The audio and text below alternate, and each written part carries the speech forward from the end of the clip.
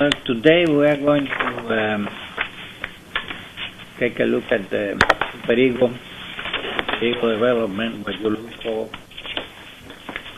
how the superego was put together, what characteristics it does have, and then a distinction which is very, very important, which is a distinction between superego ideas and ego ideas. And try and look at why is that important and what it all means in the development of neurosis and character structure and all that.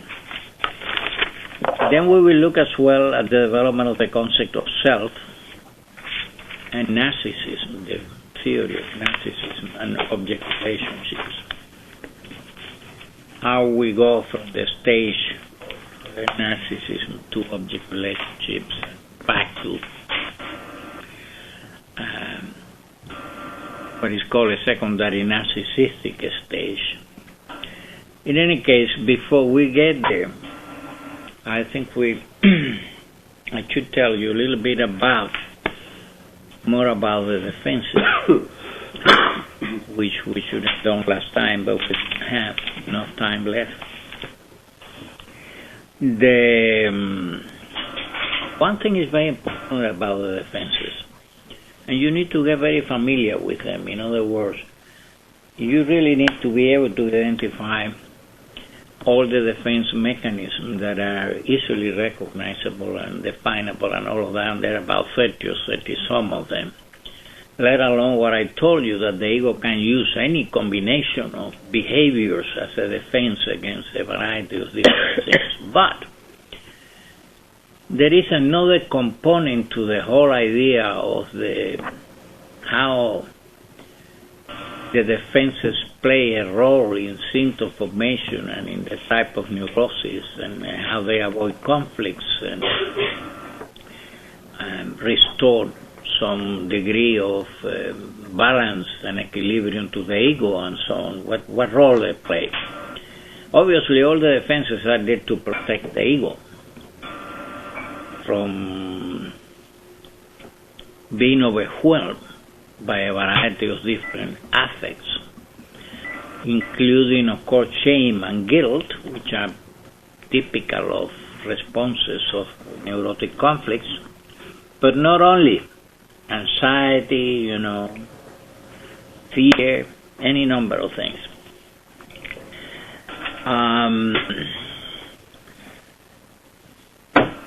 So they, in many ways, are there essentially to protect the ego. And there are mechanisms that are used unconsciously. Nobody chooses the defenses that they are going to utilize to defend themselves from whatever conflicts people have. It'd be nice if that was possible. We could choose the best of them. The one we choose depends on a large number of different factors and genetic givens and sometimes identification with parental objects or primary objects or the objects around us, and life experiences and what level you are fixated to, because that has something to do with the type of defense that is used and so on. And all of that happens automatically. You don't have no say about it. So it's all very important, because that makes the very structure of the neurotic organization that you're going to be presented with by a patient. And if you really want to understand what all that means, how it got to be that way, how it got to be organized in that specific form, and how is that related to the developmental experiences of these people and the genetic givens in terms of what conflicts with what component instinct created the difficulties at what stage in development and so on, then you have a very clear understanding. If you have a good grasp of this, it's it's like an archaeologist that can't read antique languages. He sees the hieroglyphics there, he knows what it means. He can tell you what it is. Otherwise, you are sitting there looking at this and saying, that's interesting, these figures, but I don't know what they mean. And obviously an analyst needs to go past that stage. The better you understand the structure of the neurosis of your patient, the more likely it is that you're going to be useful. Because you'll be better oriented as to where you have to go and what you have to resolve in terms of get that person out of where they are stuck at. That's a real well-trained person. The rest is different degrees of wild psychotherapy, which may be very effective even depending on how gifted and empathic the person is and the rest of it, but it's still wild psychotherapy and it's not really going to produce significant structural change, but there are many ways that people will feel better, without necessarily achieving structural changes of certain types and removing fixation points or supporting the ego or somewhat making the superego more benign and more reasonable and more rewarding and things like that. Analysts do that. They can play with these things while therapists can do that. Unfortunately, many analysts are wild therapists, but that's another story. What I wanted to tell you is that all the defenses are useful, but not the same way. Some are very useful and do very little damage, but the use of any defense has a price. And some of them are like a good investment. You put $100 and you get $150 back. That's a good investment, that's a good defense. That's what things like sublimation and reaction formation and so on may do for you if it is within certain limits. Other defenses can do an enormous, they are very costly. And maybe it's the best that the ego can do. And one thing that Freud taught us is that you have to be extraordinarily respectful of the structure of the neurosis of your patients, because that's the best that they could do with the resources that they had. You may think that that was a very bad solution, and it possibly was if you had better choices, but they did not. That's the best that they could do with the resources that they had. And so you have to be very careful with that. That's the best that your patient can do. You have to be respectful of that and find a way to improve on that, but don't disturb that unnecessarily, because beyond that is a worse situation. That defense is bad as it is, pricey as it may be, is still keeping some kind of peace. It's still doing something, otherwise it won't be there. And of course your job is to see how you can substitute that for a better one, and how you can solve that conflict and perhaps remove that fixation and move the patient to a different level, or have him use more active defense mechanism and things of that kind. How you do that depends on the patient, depends on the conflict, depends on the character of the ego of the patient, it depends on the character of the superego of the patient, where you will put your effort, what you will reinforce, what you will deal with first, so in what order is the art of being an analyst, and being a therapist. But all of them have a price, and some of them are very pricey. For example, if you use repression means that there is a force going this way that is not acceptable, because your superego says, that can go through, that can become a piece of behavior, you can even think of it. That means trouble.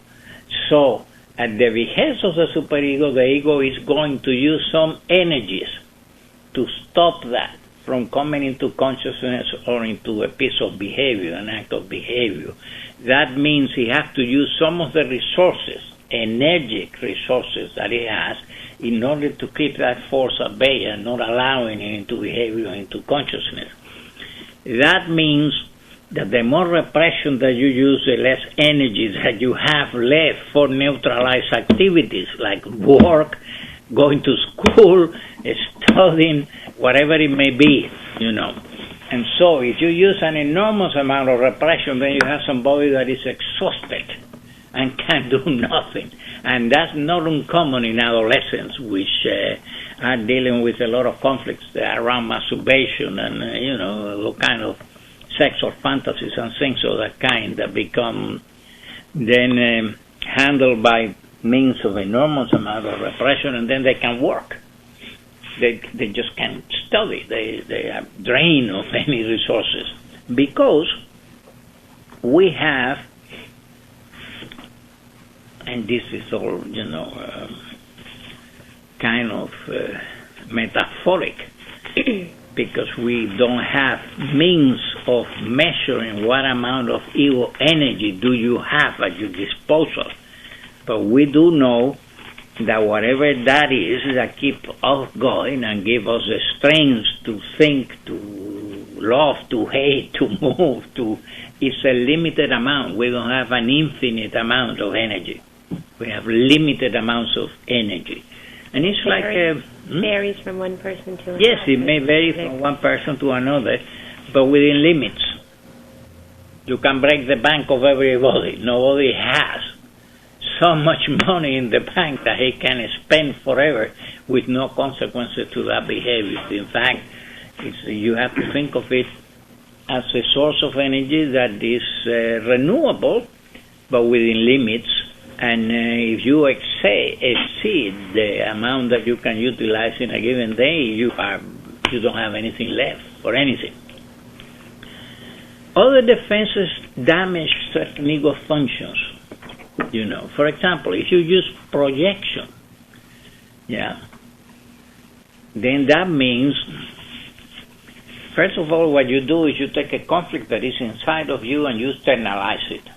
You say, I don't know, think of whatever you want to think. Let's think of somebody who is having some difficulties with his homosexual tendencies, or part of his bisexuality, and this, for whatever reason, is unacceptable to him or to her.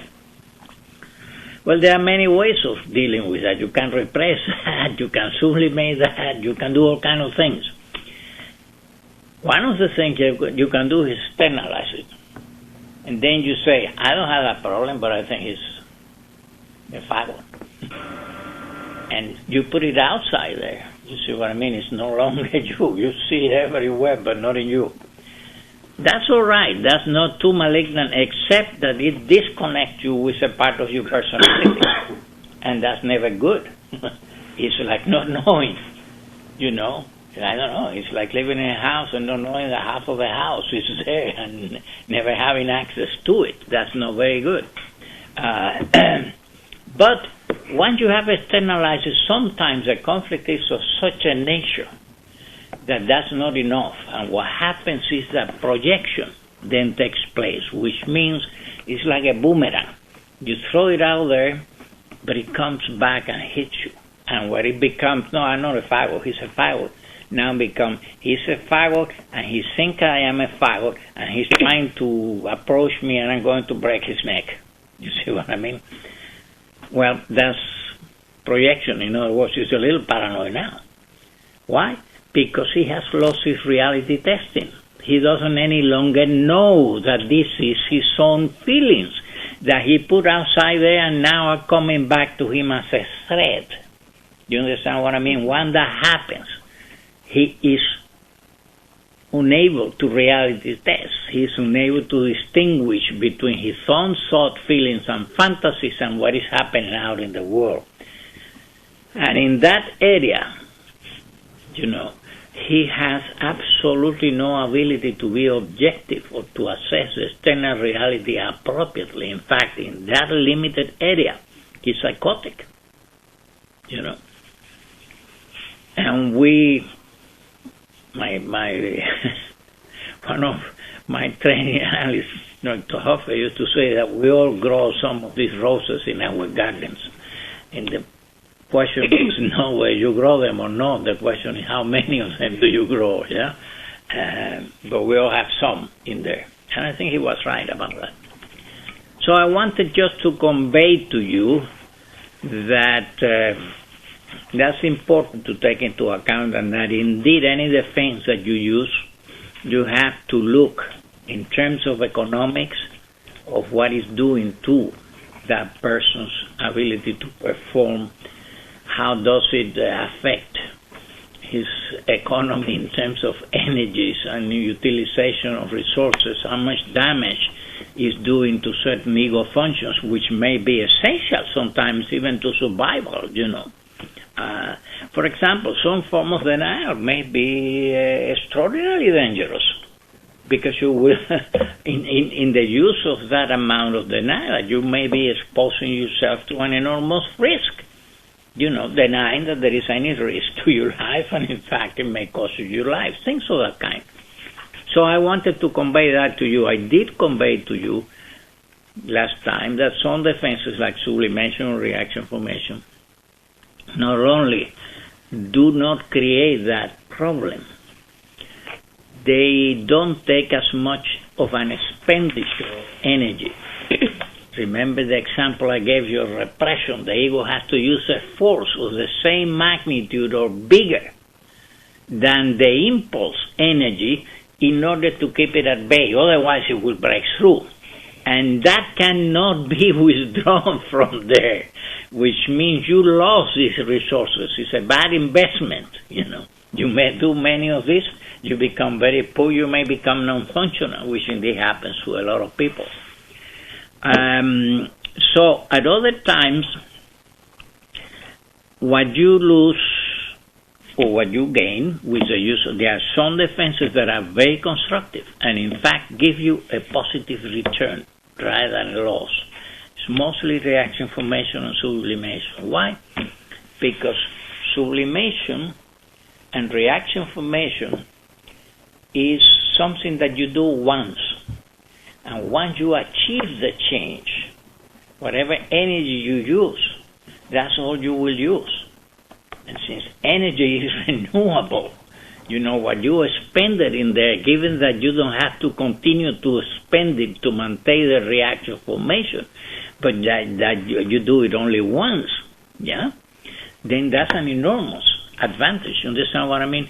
It's like, I don't know, if you have a river here that keeps all of this side of the country green, but that side over there is a desert, and you say, well, I need to deviate this river over there so the water will flow through the desert. Well, that obviously takes a certain amount of energy to make the channel, the canal that will move the water from here to. Once it is done, that's it. That will receive the benefit of it forever. Forever and ever. There is no more expenditure of energy. It's just at the time that the situation takes place. With sublimation, it's even better because you get rewards from the environment for what you do. And so not only have you solved the problem and the conflict, you are getting narcissistic cathexis coming back to you, secondary narcissistic cathexis from the object world and your objects when you are little, your primary objects, and later on the world. And finally, when you become a good, well-structured adult from your superego, who says you're doing good and you're a good person, and that improves your self-esteem and makes you feel really good and so on. So when you look at a patient, whatever the problem is that he has developed, whatever symptom he has, whatever inhibition he has, whatever affects that are eating him inside out, you have to look at which defenses is he using, how is this affecting his energetic levels, which functions are being, ego functions are being affected, and how does that play in terms of his ability to function. All right? Now, that requires people who is very familiar with, conceptually, with all of these things. People that really understand psychoanalysis for what it is, not people that works on the periphery of it and really don't have in-depth understanding of these things, They can talk about the fences, but once that is done, there is You check the tree, no apples fall from it, okay? That's all there is to it. So we needed to do that. Let's talk about superego then, and ego idea development. I assume you all saw the lectures, did you? Okay. Well, what did you get out of it? If you have the profile paper, as you can read in here, you know, the basic structure of the things that are being discussed in the lectures. The lecture expands on it greatly, but the basic condensed gist of it is in the paper that I distributed to you. So, for example, all about the self, the development of the self and so on is in page 12 and following pages. And we are going to go through that later on. And the question of the superego ideals and affects, which I think, did we include affects this time or not? No, not affects this time. In fact, I don't think I had included that in there, but you'd be wise to look at the lecture on affects on the web page. But here in page 26 is the superego development, and it tells you what you have to do and how you go about doing it, you know. But let me see, what did you learn about the superego and the ego ideal, and if you have any questions of what you saw or heard. I think I got the impression from the lecture that the superego ideal is enormously difficult to change in comparison to the ego ideal. Sure. And it almost sounded like it was impossible to change. No, it's not impossible, but it's difficult. Yeah. And I was wondering why that was so. Yeah. Well, because the superego is a very rigid structure, and is built up of introjects, which may be reasonable or unreasonable. It depends how you acquire them, at what age you acquire them, whether there was any ego modulation when you acquire them or not. But the thing is that the superego is like a structure that is cast in concrete. Once it is cast, it's not easy to change. And that means that if there is an introject that I gave the example in the lecture of you being in a family of doctors, and everybody said you have to be a doctor, and not to be a doctor will be criminal in that family, and so on. And that becomes a superego command, a superego ideal. Yeah. Then you have to be a doctor. And if you fail, you get punished like hell, because the superego doesn't accept any excuses. You have to be a doctor. Yeah. If it is an ego ideal, then it's not casted in concrete. And when you find some difficulties that you have to recognize and really not build up to be a physician, I want to be something else, because I am not comfortable with, things that physicians do, whatever they may be, and I refer to this in the lecture. Then you may feel a little bad about it, a little ashamed that you cannot fulfill your goal, but you can negotiate with your ego. You can say, well, I can do that, but there are other things that I can do. You can change it. It's an ego ideal. Ego ideals are negotiable because the ego is flexible. It's not cast in concrete, it's cast in wax. And you can change it. So are they all conscious? Huh? They all have access to consciousness then? In ego ideals, yeah, generally yes. Superego ideals, not necessarily. Much of the superego ideals, you have no awareness that they are there, except that they motivate your behavior, and in situation of conflict you can see the result of it. But otherwise, some people will tell you, oh, I don't have any problem with that, you know. And in reality, when you look at their behavior, they don't know that they have any problem with that, but they do. And there I gave some examples of it, including one of adolescents, for example, who, you know, they have obviously massive problems with masturbations and things of that kind, and the fantasy that they have that may include relatives, you know, one incestuous sister, so one of them, I don't have any problem with that. I mean, I'm a liberated adolescent. What do you mean? What's wrong with sex? That was in the past, you know, that's fine.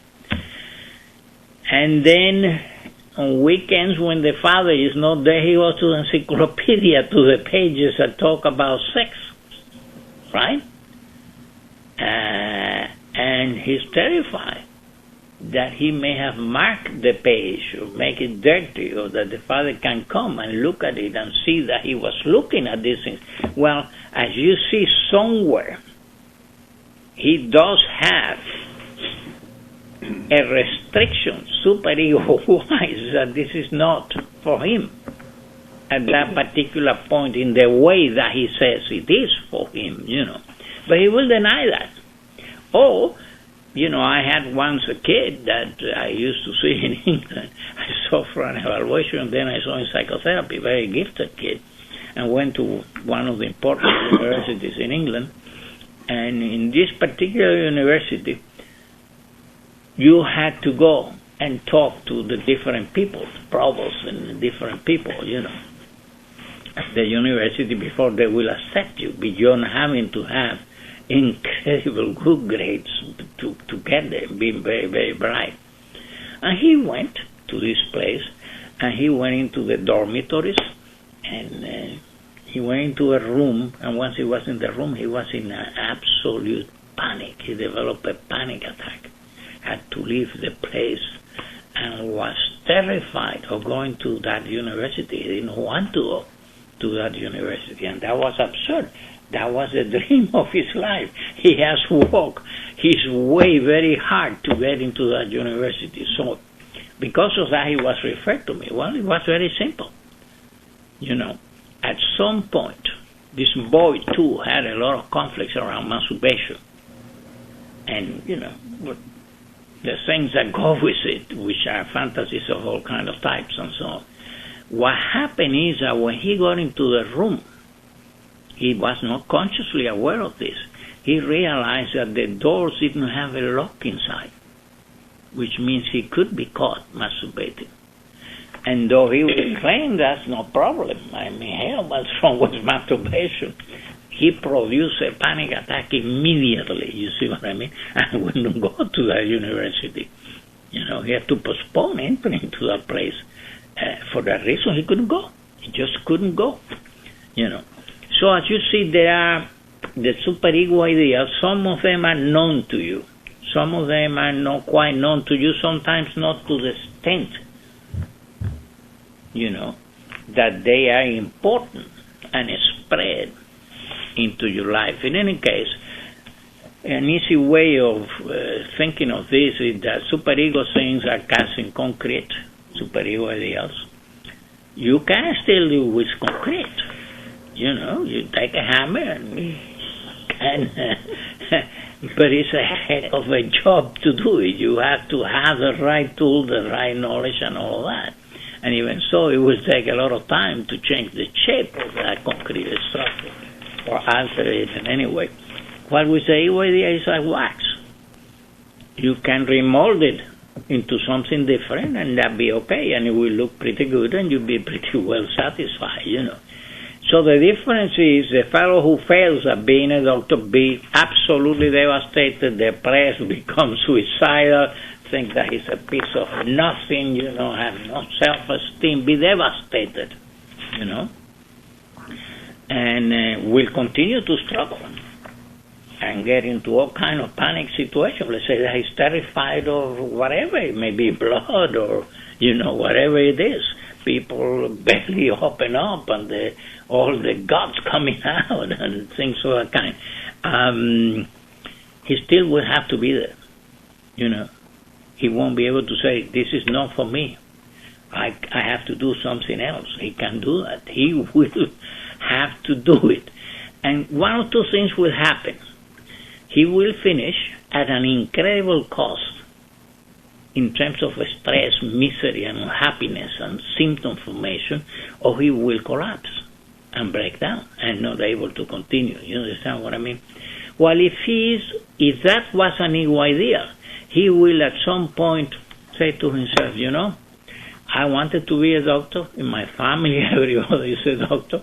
My parents want me to be a doctor, but I really don't have what it takes to be a doctor. In fact, I don't like being a doctor. I want to be something else.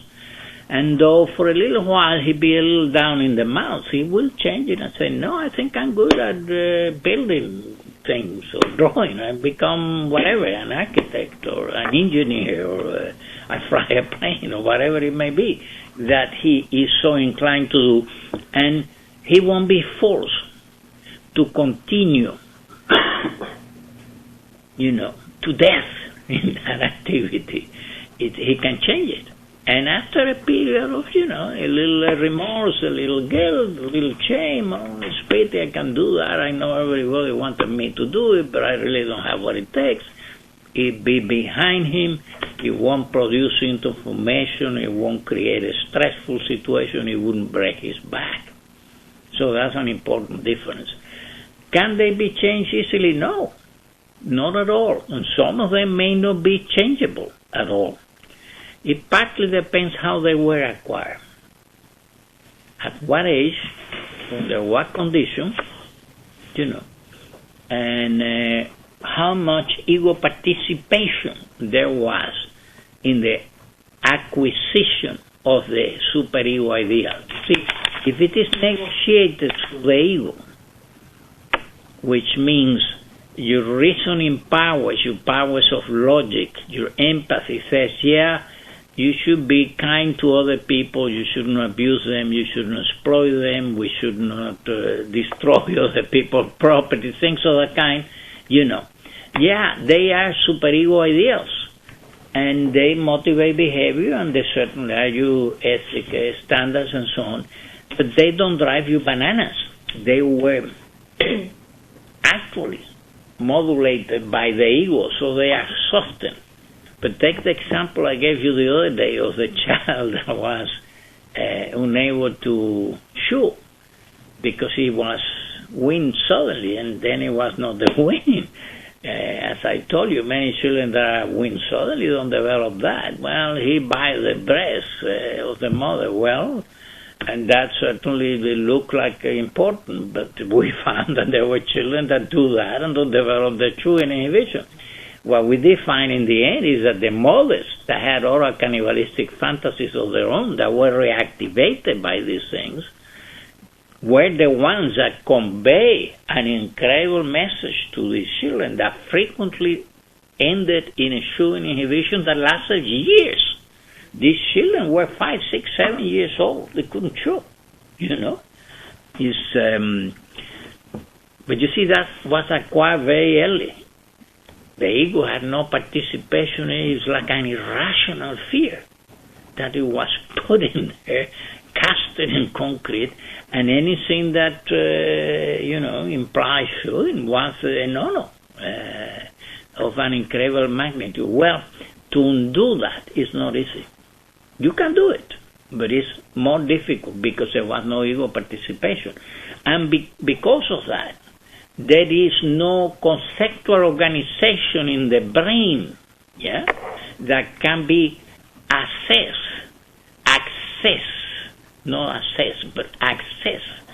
by means of verbal communication, by means of language, by means of thoughts that can be felt, recognized, and being handled.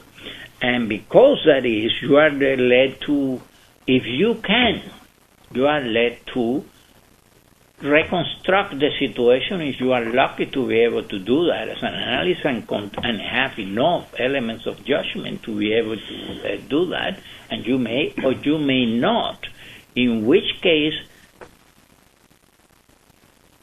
there is something there that you won't be able to remove. There are a lot of things that ego will learn in order to help itself deal a little better with the situation. But the basic fear will always be there. And sometimes there is nothing you can do about it, yeah. Are all super ego ideals established, after the Oedipus complex? Oh, yes. So those, yes. It's not open to anything beyond that, okay. No. They can be acquired later on. Okay. Yeah. Which would be more accessible. Generally they are, yes, depending on how they were acquired. Hiding the breast is not. Well, that's an infant. After the Oedipus complex.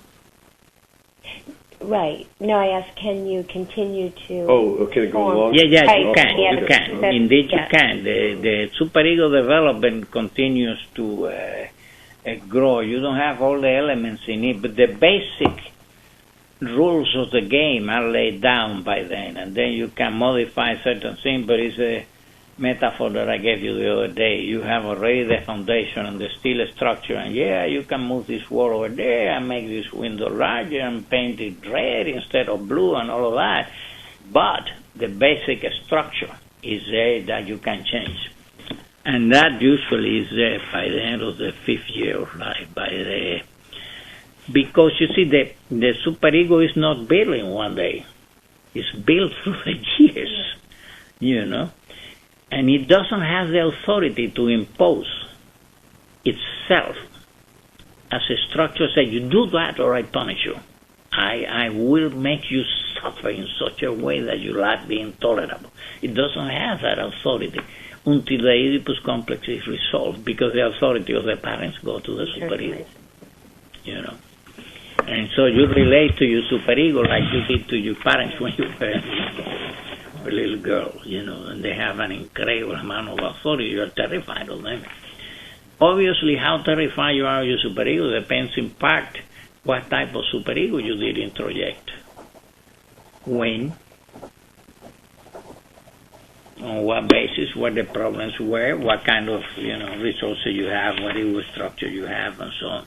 But I've also read that kids can develop a very harsh superego with parents who are extraordinarily lenient. Sure, because they use projection. Yeah. You see, I told you that the other day, a boy that may have a very benign parent may see him, father, for example, may see him as very dangerous. Okay. Because he had projected his own wish to get rid of him, to take possession of the mother, to the father. And if the father knew that, then he thinks he'd be extraordinarily dangerous, because he would want to do to him what he wanted to do to the father. So what he introjects is not the father, as the father really is the father with the thing that he projected on him. And remember, projection is never very good. It distorts reality. It doesn't allow you to be objective at all. Unfortunately, once you introject that, that's the truth. It's like a delusional idea. You can argue with that. As far as the delusional patient is concerned, that's true. He thinks that God is talking to him. You can go blue in your face telling him, look, that's impossible. God doesn't talk to people generally. He doesn't, there are too many of us around here for him. He doesn't have time. You can waste your time any way you like to. It's not negotiable. He believes in that. He no longer reality tests. You know what I mean? That's what happens. So, in any case, when you look at the superego, you have to look, because this is the fabric of the neurosis of your patient. See, when one talks of the psychoanalytic theory of the neurosis, you're trying to understand is how the particular neurosis of your patient got to be put together.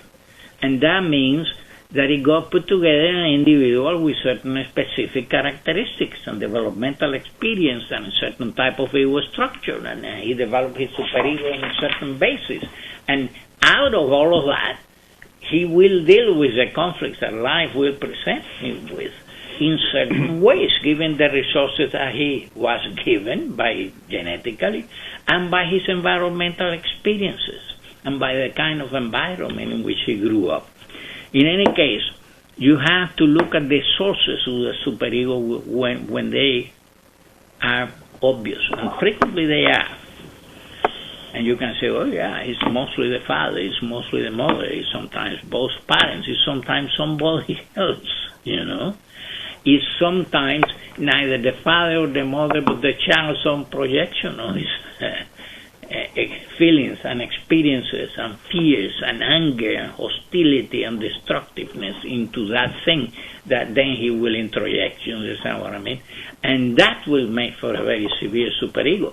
When you say, Jesus, but where did he got it? His parents are very lenient. Well, he got it from himself, from the projection of his own destructive wishes into the outside world, You don't know that. If you don't understand these things, you'll be very puzzled.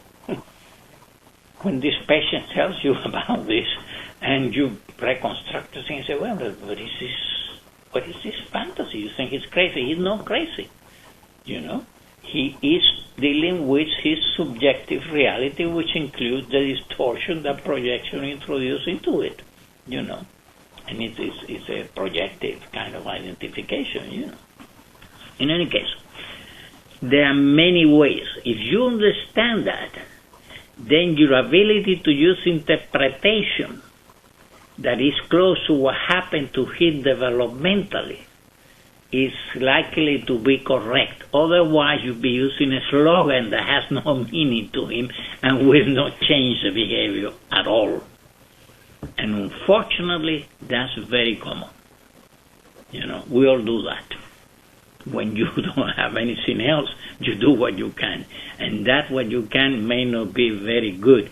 But we all have the responsibility to learn as much as we can so that we are not wild therapists. That's a responsibility that we all have if we are in this field. In any case, you look at the sources, then you look at the aims of the superego. That's very different. Some are very critical. That's all they do. It seems that they never reward. They only complain about your behavior. They don't give you anything. Others are rewarding. They are satisfying, superego. They give you goals. They say, this is what you do that, you're a good boy, I reward you, Some are so primitive, punitive, and archaic that you are a good boy, they still are dissatisfied. You need to look at that, because it's very different, that structure of a superego in a patient that you have to one that has a more benign superego. You see, it already is telling you, you will have to do a lot of work with that superego and understand how it got itself to be that way, to try and undo some of the characteristics that it possesses and change it and make it more adaptive to the present situation. Because, remember, all of this happens very early on in life. And because in the unconscious, time never passes, what they introjected at 5, they will be still using at 50, as if it was appropriate to the time, like your patient. She's now, 60? Still reacting like when the sister was born, with the same. It's motivating her behavior forever. That's the thing, you see. It will be there now, forever. Now, can you change it? Of course you can. You just have to. But in order to be able to change it, you need to understand how it got to be the way it is. And you have to be very close to the mark, otherwise it will make no sense at all. And remember, all of these things are hardware in the brain. There are pathways that if you don't hit it right, you don't hit the pathway, you don't change a damn thing, You have to hit it right, and then change will take place. Then the characteristics. And as you see here, it says they can be severe, they can be lenient, they can be even, they can be uneven, they can be corruptible, and things of that kind, And all of that is important, All of that is very important, and of course, obviously a lenient superego, for whatever reasons, is not very likely to produce a very severe neurosis. You understand what I mean? while a very severe superego is very likely to produce about a minor problem, a major disaster in terms of suffering and symptom formation and things of that kind, yeah? So you need to look at all of that. You look as well as how effective it is. You know, I'm fond of saying that some people has a kind of cheese Gruyere superego. With holes in it? Which is full of holes. And through the holes, all kind of things can go in, you know. So it's you see, it's a corruptible, really, superego. That's what it is. It is there, and you can see. You say, yeah, yes, superego, but it's highly corruptible. It's like cheese Gruyere. It's so full of holes that things can go through there, and nothing happens, you know. And that's obviously not very good. Because it leads to certain type of character structure and personalities that are going to have problems of a different type. You see, that's a structural defect. It's not a neurotic.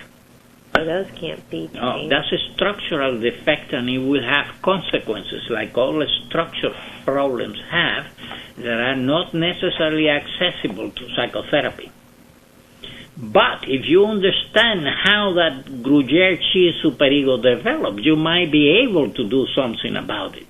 But that requires you being able to look at the sources, the aim, and the functions of the superego, and see all of that developmentally, and really know the developmental history of the patient very closely. The other thing you need to know is how stable is it. You know. And that says stability here means under the impact of either internal or external pressure. What I mean is that some people may not be, the superego is stable up to a point. It's not corruptible at $1,000, but at $1 million it's corruptible. You understand what I mean? Which means it's not that stable. Stable up to a point. Past that point is, all of that is important, obviously. Then there is, and this is extraordinarily important, the degree to which the superego has been sexualized or aggressivized. And that has a lot to do with masochistic problems and certain forms of perversions and things of that kind, and depressive illnesses and things of that kind. But particularly sadomasochistic things are very important. Not that they use this with other people, but this means that a sadistic superego treat the ego, which is his object, not you or me or an object of that particular person with a sadistic superego, but he will treat his own ego, you know, badly, as a sadist tried his object, you see, because it's a sadistic superego. But the object of the superego is the ego. And so all of that is important.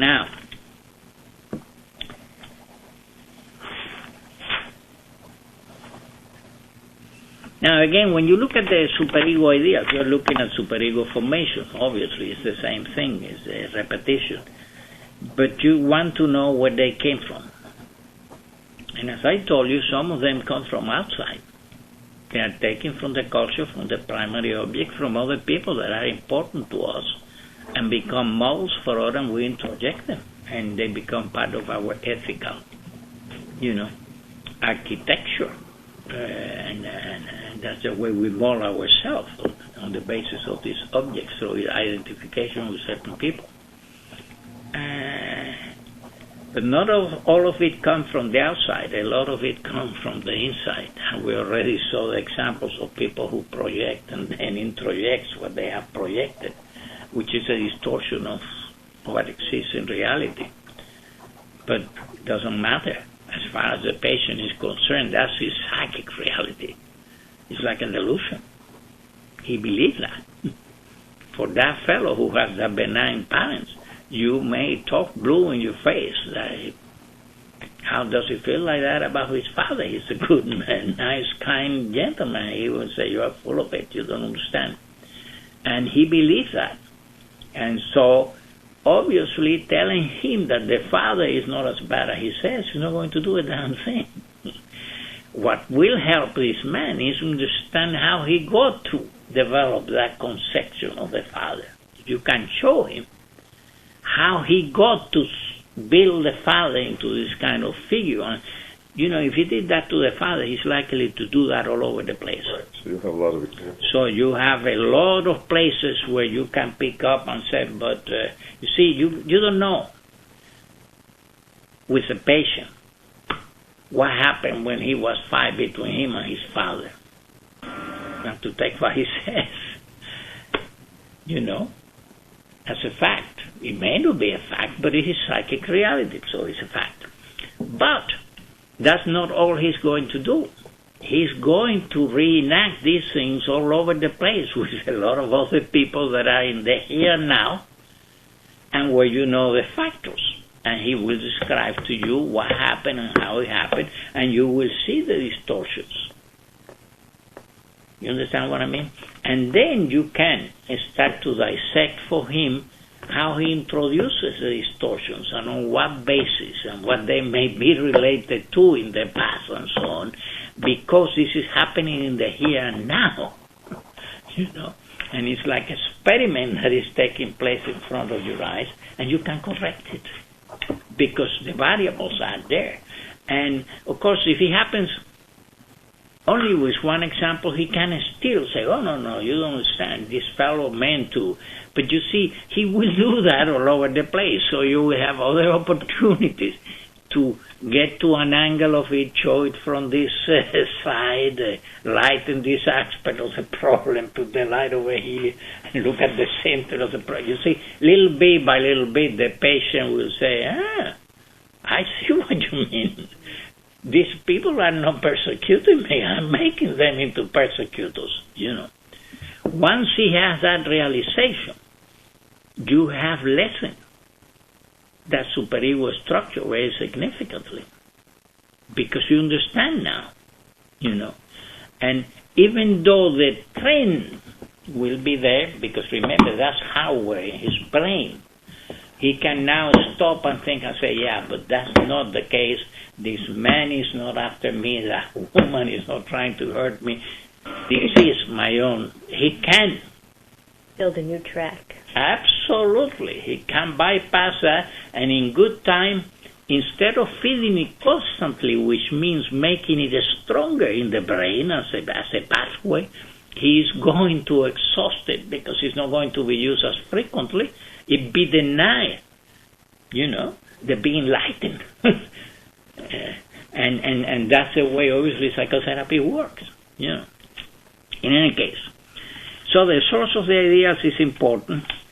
And then the other thing that is important is what is the reaction to the fulfillment of the ideals.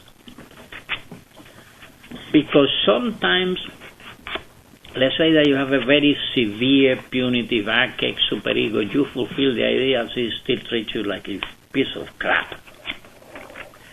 And that's important because that's telling you something very, very important. Because in order to survive, we all have to manage our self-esteem and self-regulate the feelings of self-worth in appropriate manners. Otherwise, we are worth nothing, Okay. So,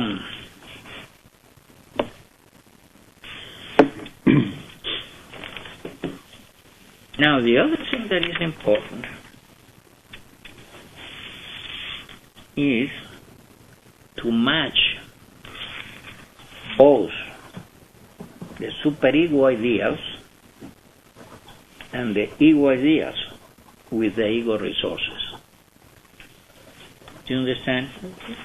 If the superego idea, which is fixed in concrete, is such that there are no ego resources to fulfill it, that man's life is going to be a calamity. He's going to probably break down or have major difficulties in his life, be extraordinarily unhappy and limited, stressed out and anxious and shame and guilty, you name it. God knows what he will develop by being a mess. Because it can be done. It's just not possible, Now, because it is a superego idea, and he had to pursue it blindly, then you know what your task is. The only thing you can do is try and get that superego to come down from the pedestal. Otherwise, this man is lost, You can then help him to see that there is a disparity between this command and the other, and why should anybody rationally do this? There must be, something that is making this a compelling force that he cannot ignore, because it's not rational. If you know that you can run a mile in 15 seconds, to try and do it forever, it's going to kill you. You can do it, at some point, a reasonable person says, Jesus, I don't have the legs to do this. You know what I mean? But if it is a superego idea, the superego says, run again, fellow. Try harder. You don't try hard. You are not a good person, Once you are there, the patient sees the absurdity of his situation, and that may motivate him to look at what it may be that I have given this idea that I have to accomplish this incredible force that I can escape, even if it costs me my life. You understand what I mean? And so you have now somebody that is listening to you and trying to look for how did it get to be this way. It doesn't make rational sense at all. I mean, there has to be something that can explain this. And so he will start to work in that direction. It takes time, it takes patience, it takes knowledge. Yeah. Almost like Freud, his father said to him at a young age, you'll never amount to anything. How he really never, struggled with feeling like he did. Yeah, too bad. Yeah, and maybe not with great joy. Not with great joy. No. Yeah. Well, it's interesting because, while his father was alive, he never amounted to much. He did well, but Freud became Freud after his father's death. That's when he flourished, It's in a way as if he could not countermand his father's command, It's kind of interesting. In any case, so you look at as I said, at the reaction to the fulfillment of the ideas or the falling short of them, and that can give you a lot of grease for the meal. You can get patient ego interested in why is this happening to him. It doesn't make any sense. Why should he pursue this in such a compelling need and with so much suffering, when in fact there are things he could be doing that he could do well, and yet he's caught in this web, He's like a fly in the web of the spider, Can't get out of there. He's stuck in there. And so that's where you help. You start to disentangle this, and remember, in psychoanalysis there is something called metapsychology.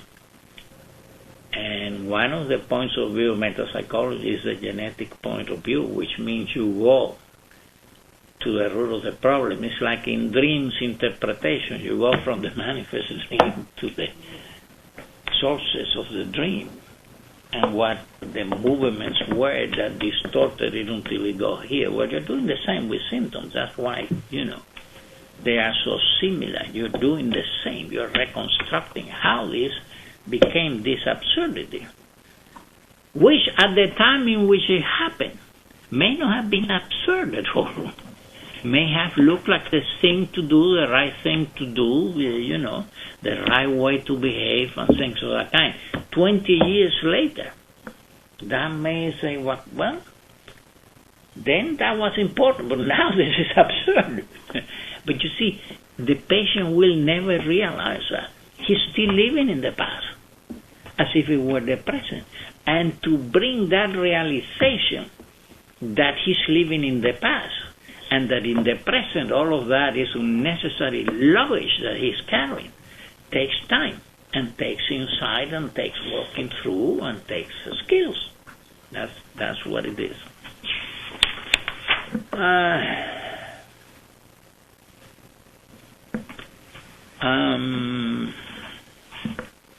When do we supposed to stop? It's an hour and a quarter there. Hour and a half. An hour and a half? 2:30. Okay. I have a question. Sure. I want to just be clear. When we were talking about whether or not the superego, well, Amy was saying that the superego ideals are established after the Oedipus complex, and we can continue to develop them. But what about when you were talking about the pre-verbal aspect, what does that fall under if that's not an ego ideal? No, that's not necessarily an ego ideal, but if you're talking of superego ideals, the superego is not forming one day. There are superego precursors and superego ideal precursors, just as there are ego ideal precursors. The problem is that the superego doesn't acquire the power to impose the law until the resolution of the Oedipus complex. So you may have the precursors in there, but you cannot enforce them. It's like having a law, but not having the police to go and capture the thieves. You know what I mean? You have to have the authority, the energy to impose the law of the land. But the superego is not forming one day. It's forming a long chain of events and interaction with the object world. And the same is true of the superego ideals and the ego ideals. The thing is that much of that cannot really be enforced until the resolution of the Oedipus complex, but it doesn't mean to say that it's only then that it has been acquired. In fact, it may have been acquired in the first few months of life, you know. And it's a change, a gradual development, you know, so it takes, and it doesn't end there either. It continues afterwards. The thing is that by then you have the basic structure, and the basic structure cannot be altered. So whatever comes afterwards has to fit into that structure, which limits, you know, what you can do and what can be added to it and in which form and so on, because it has to be within the basic structure that is already laid out at that time. But a lot of things will change, sometimes for the better. Sometimes for the better. It depends on how blind these introjects are, how severe the superego is, or how strong the ego is in terms of being able to face the superego and say, hey, stop the crap, it's not that bad. Well, some people can do that, some people cannot. It depends on how strong and severe the superego is, and in the balance between the two, where is the balance. But you see, later on in life, you may be exposed. Let's say that you had a very irrational, strict, rigid father. Really so. Not through your project, but really so.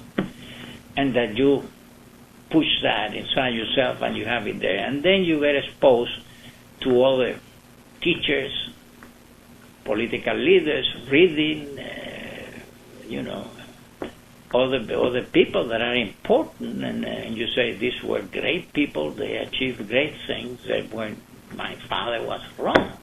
You know, you can yourself modify somewhat that structure, assuming that it's not too rigid, too primitive, and too archaic. If it is, you're not going to be able to change it. It's set in concrete.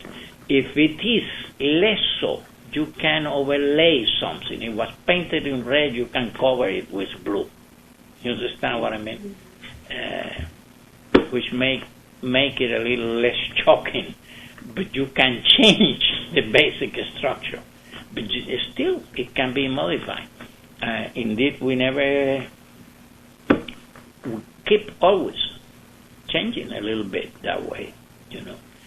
Though sometimes it's more of a fantasy than a reality. If you look deep down, what looks like a change, you say it's changed, but it remains the same. You know, So, in any case,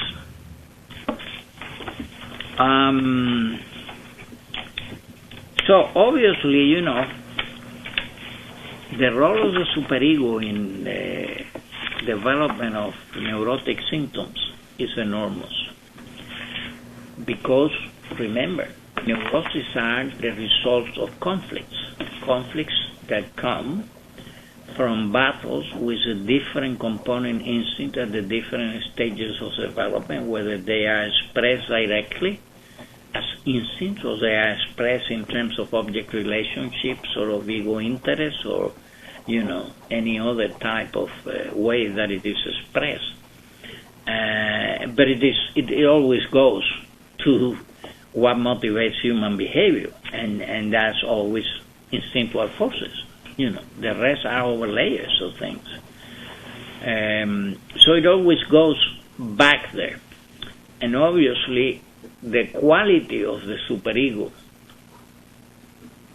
will determine the severity of what happens in terms of the resolution of these conflicts, particularly later on, you know.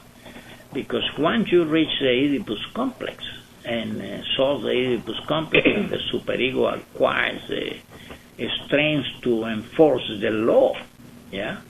Then let's say if you regress, as we were saying the other day, to the anal sadistic stage, which is a brutal stage, now you have an ego and a superego say, ooh, you can do that, fellow, in a way that when you were two, there was no ego understanding, no superego to say, oh, you're bad, you know.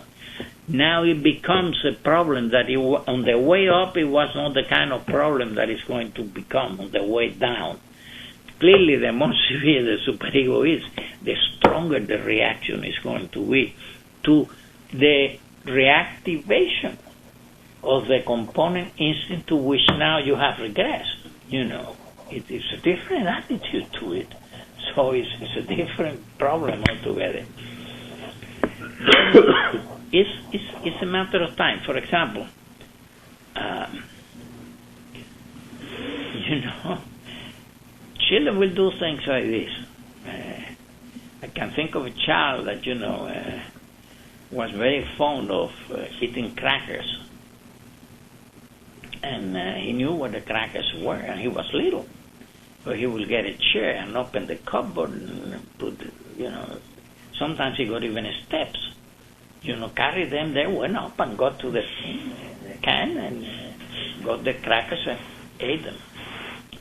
And the mother didn't want him to do that because he would have lunch or dinner or whatever it was. So the mother, whenever she saw him doing that, she would say, don't eat the crackers, don't eat the crackers. And that was fine. Obviously, if she was around, she would do it. He would do it. The moment she wasn't there, she would do it. He would do it, you know. And then at some point, he was her saying, the mother was not there to see him. He wasn't seeing the mother. The mother was there, but not within, you know, his field of vision. So he was walking to the cupboard saying, don't eat the crackers. Don't eat the crackers. But he went and ate the crackers. You see the in-between?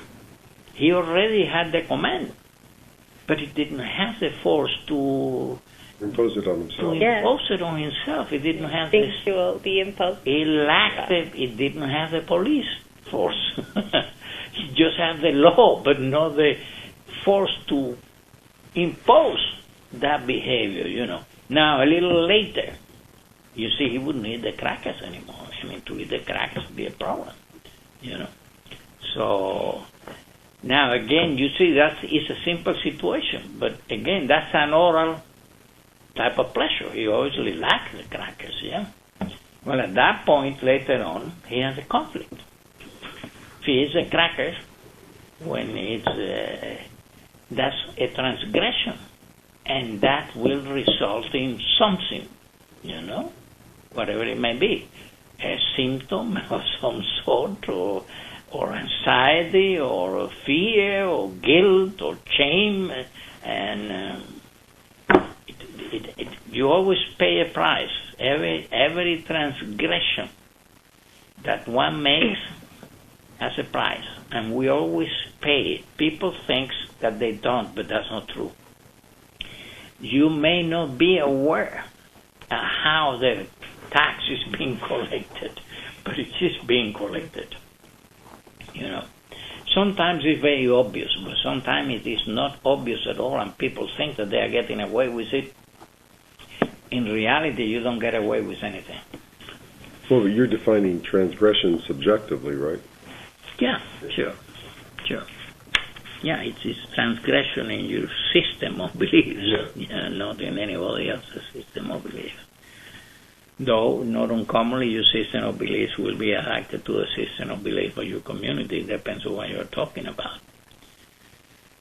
All right, why don't we take a little break and we go back